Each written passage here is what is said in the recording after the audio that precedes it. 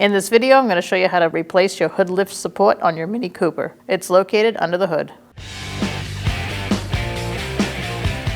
First thing we're going to do is get a flathead screwdriver and pull out this clip here.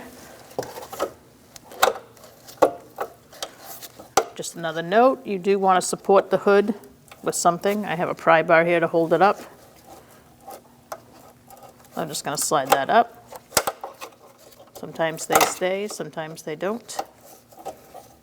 And if they don't, you just leave your screwdriver in there and then you pry this off. Make sure that your support is working. And now we're going to move on to the bottom. Now we're at the bottom here. We're going to do the same thing. Slide your screwdriver underneath or whatever you're using and pull it off. Now to install, you're just going to line it up and push it on. Once it's pushed on, you're going to do the same on the top. And then push it on. Make sure that clip is fastened. You can take away your whatever you're using to prop up the hood. And now we're going to test it out.